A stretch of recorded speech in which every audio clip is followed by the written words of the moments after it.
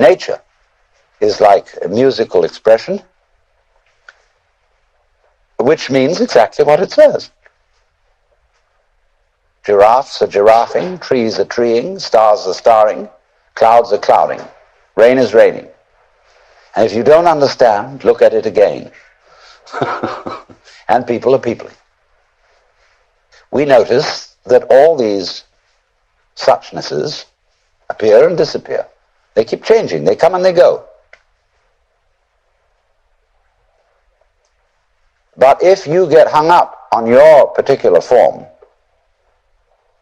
I'll have to alter the language a little bit, because you see, your form makes a duality, whereas you are your form. You're what you're doing. Now, you think, for some strange reason, I must make that go on as long as possible. And therefore you think you have an instinct to survive.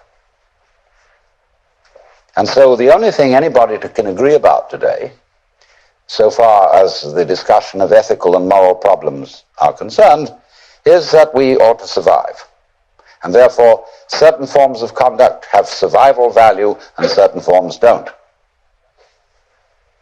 But when you say to yourself, you must go on living, you put yourself in a double bind. Because you said to a process which is essentially spontaneous that it must happen. And the basic form of the double bind, which is imposed upon all children, is you are required to do that which will be acceptable only if you do it voluntarily.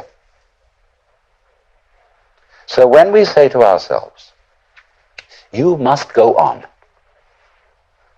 the reason is, you see, that we are not living in the eternal now, where reality is.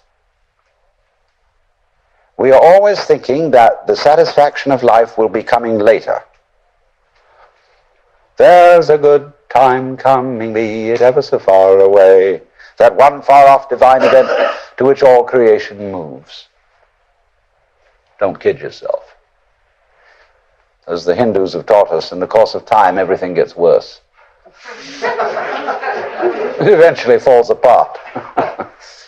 Comes Kali Yuga and Shiva at the end, and boom.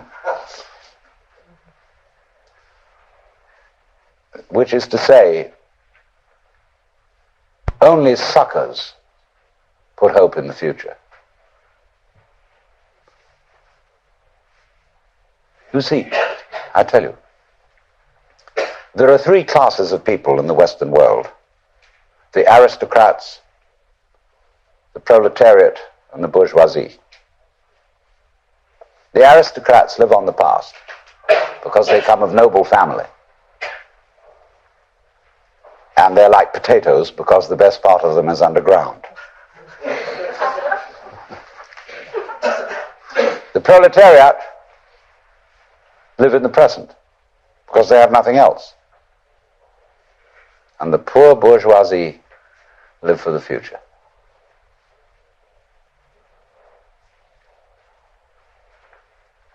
They are the eternal suckers. They can always open to a con game. So when they find out that really there isn't much of a future, you're going to die, they transpose the future into a spiritual dimension. And they figure this material world is not the real world, but the spiritual world is the real world. And there will be somewhere, somehow, an eternal life for me. A charge to keep I have, a God to glorify, a never-dying soul to save and fit it for the sky. Well, then they say to them, what are you going to do there? Well, they haven't the faintest idea. You know that? If you ask theologians about what they think is going to happen in heaven, they just dry up. Oh, we're going to play harps. I mean, there's a symbolic meaning to that which I could go into, but the average person's idea